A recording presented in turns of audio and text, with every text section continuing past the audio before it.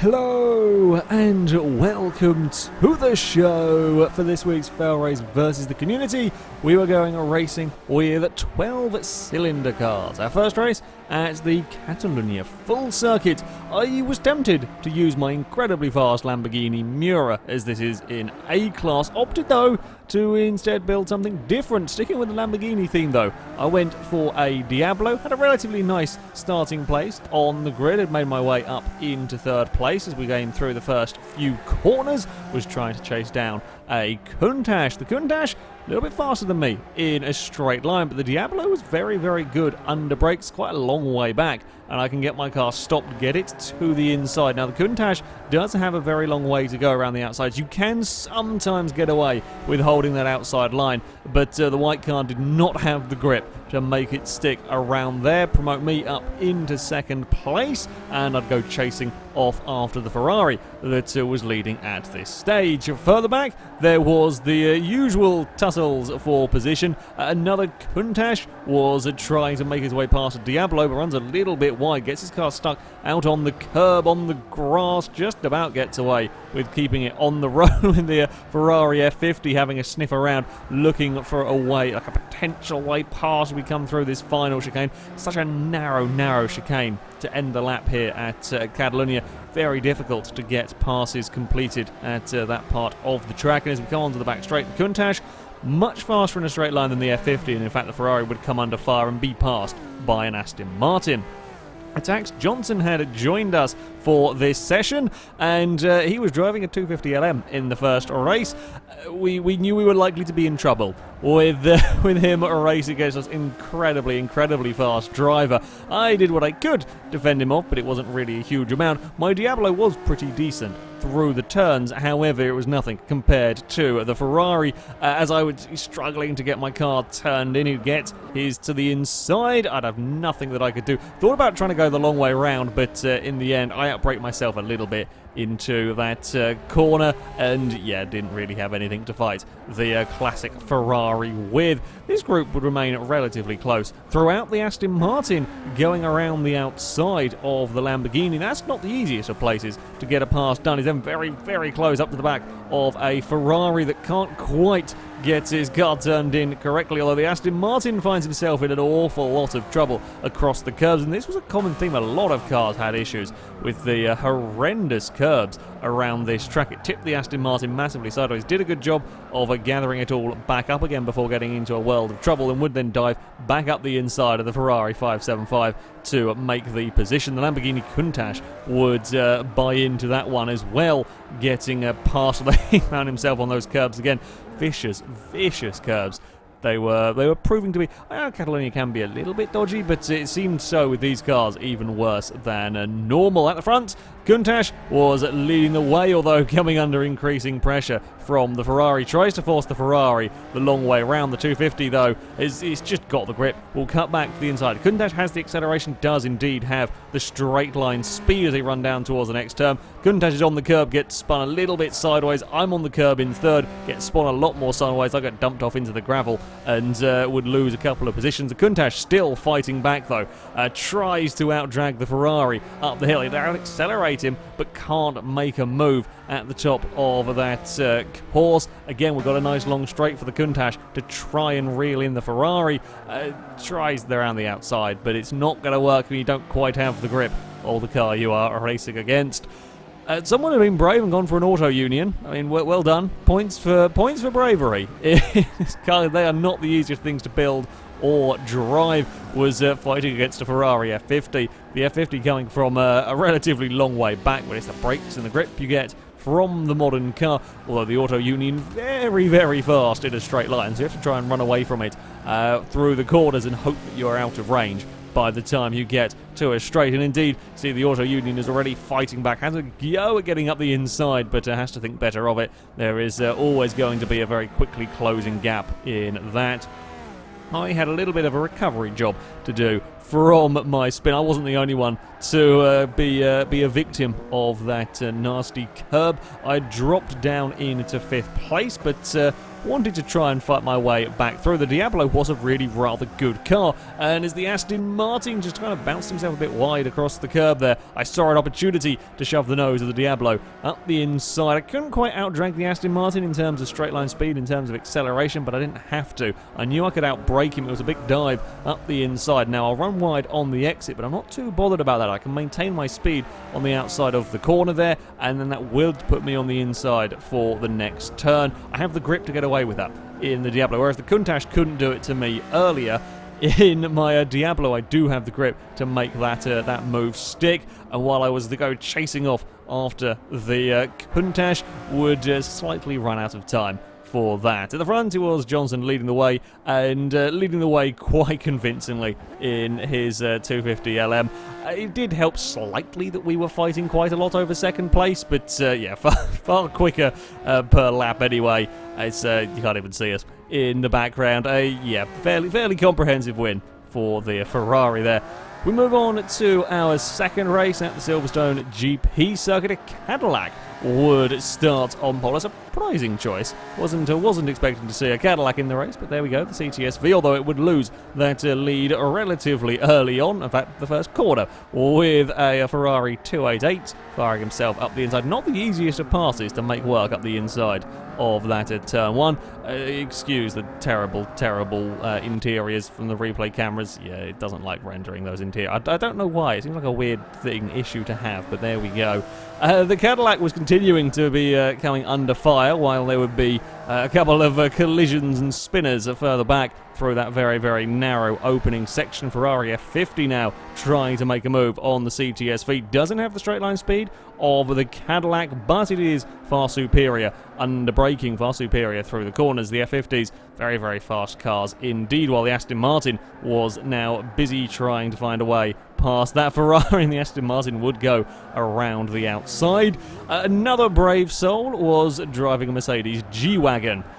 Yeah, not particularly great cars to begin with in A-Class. Quite a crazy contraption. It started sort of in the midfield, as you can imagine, was going under fire from the vehicles around it. BMW 850 has a go up the inside at the end of the long straight. The issues with the G-Wagon, they kind of wobble quite a lot. They're not particularly great handling cars, and then they are quite heavy. Having said that, this one was not giving up whatsoever. The BMW ran wide at the corner that allowed the Mercedes an opportunity, and he would retake the position. A great move from the G-Wagon to get a pass done up ahead. You can see various cars all fighting for position. I was in the midst of that group. The CTSV did continue to struggle a little bit and would come under fire from, well, the Lamborghini brigade that was around here. Two Diablos and a Countach were trying to find their way past. I have a sniff up the inside and would just about get the pass done. In the end, Cadillac didn't have the grip to fight with us. The Countach would follow through, and he would try and have a look at a way past my Diablo. I had to go very defensive on the way in to Maggots and Beckett's and ran a little bit too deep. Did just about get away with it, as the BMW would also move up past that Cadillac. It's a tough place to get overtakes done through there because it is such a fast, pretty much one line works through that corner, and it's relatively fast. Even with me running a little bit deep, could get away with it by just parking my car on the apex.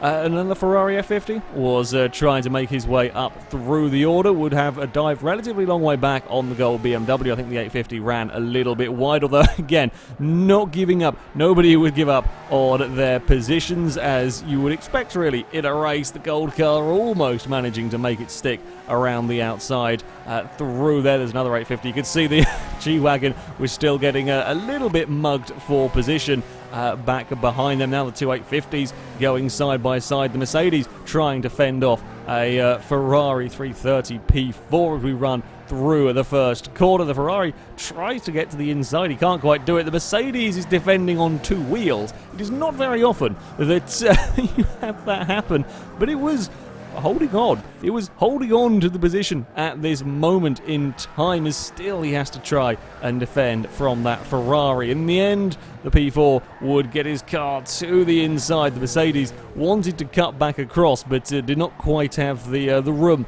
to get his vehicle where he wanted it, having to go for a bit more of the Raikkonen line around the outside there, with the Ferrari having finally got the position. The Mercedes, though, clung on gallantly, really, in all of the next race. There's such a wobbly, wonky car to drive at the best of times. To be fending off those cars for so long was a fantastic job.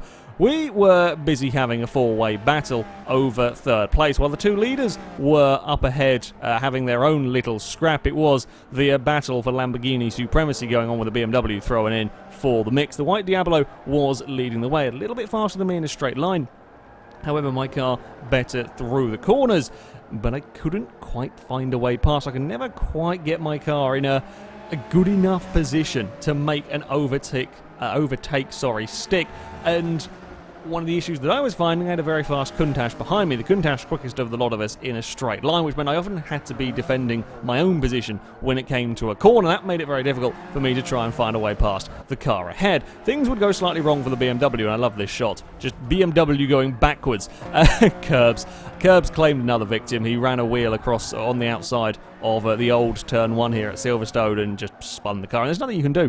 When you've hit the curbs like that, there is no amount of fighting that you can do to stop your car from going round. It was my best opportunity yet at trying to find a way past the Diablo ahead of me, but as I said, Magus and Beck is not a great place to try and find a way past as we run down the back straight. The Countach would get a neater run and would be faster than both of us, although couldn't then carry the speed through the next corner. I would dive myself again back to the inside, briefly retake the position. Countach then use all of his acceleration down towards this nasty final chicane. While I'm on the outside for the first part, that doesn't really bother me. The Countach struggling with his grip meant that I could drive around the outside of part 1 of the turn, and I'll be on the inside for the nastier bit.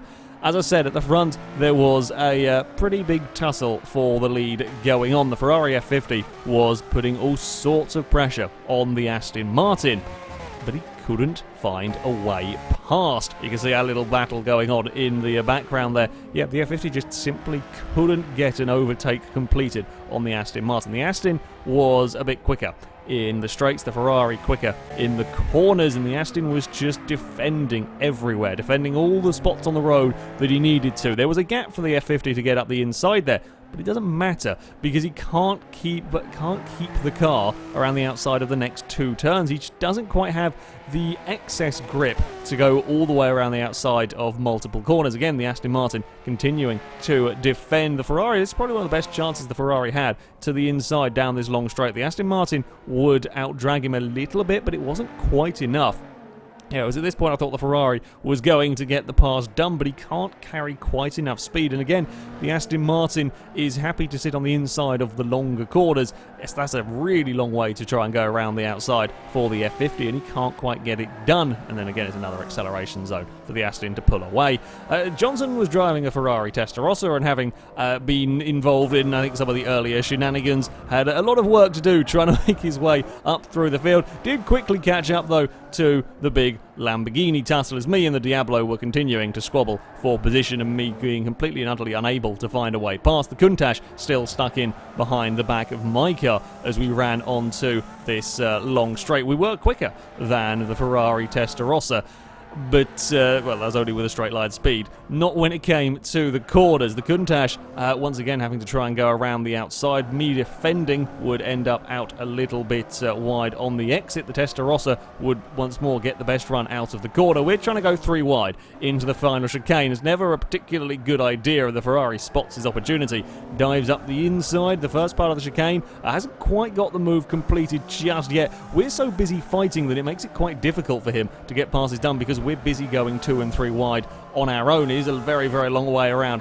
that final corner for the Testarossa, but he would eventually get the move done, dives across, can outbrake the Countach into turn 1.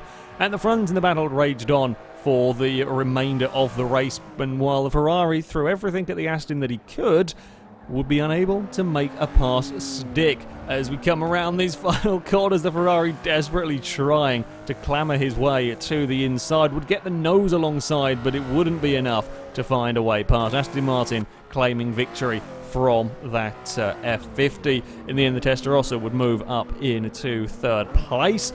As the Testarossa was busy passing the Diablo, I spotted my potential opportunity on this final lap. The Countach was a little too far back to try anything. The Diablo up ahead braked a little bit early. My car was very good under brake, so I had a massive dive, incredibly long way back. As we accelerate our way, though, through the chicane, the white Diablo able to get a cutback, and I'm stuck on the outside. There's nothing I can do. The Countach is absolutely flying. I actually bumped doors slightly as I try to get back on the track, and it's across the line, completely and utterly nose to tail through there.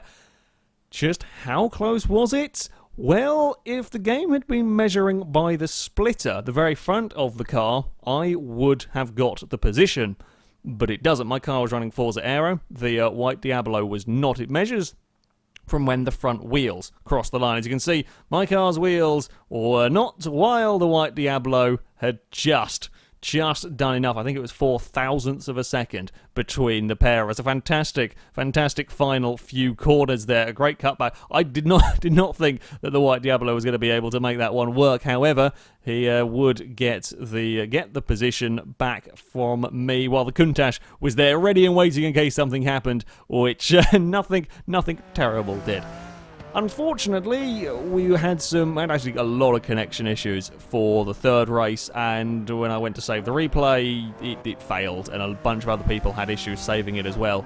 I think the lobby was just so terribly laggy, something probably ended up getting corrupted in all of that, which is a shame. It was, again, race 3 was a pretty good race. A little bit problematic with the lag, as you might expect. Quite a little bit of bobbling around cars, never quite knowing where somebody was. There was an absolutely fantastic race between me and a Ferrari 375. Amazingly, someone got the classic Formula 1 car to actually work. We lasted about 3 laps battling for the lead, with the Ferrari managing to hold off my very, very quick Diablo, which is, it's a real shame. A real shame that the replay got corrupted. But yeah, not a huge amount that I can do. The Forza service, to be fair, weren't playing particularly nice most of the evening, and it was in particular at Brands Hatch that we had the most problems. That, though, is going to be it for this week's FailRace versus the community. The next one, we're going to be on Forza Horizon 3, racing completely standard Lola T70s. So if you want to sign up and take part in that, then you can via our forums. There'll be a link in the description. Find the FailRace versus the community section, and you can sign up in there. However, that's it from me. Thank you very much for watching, and until next time, goodbye.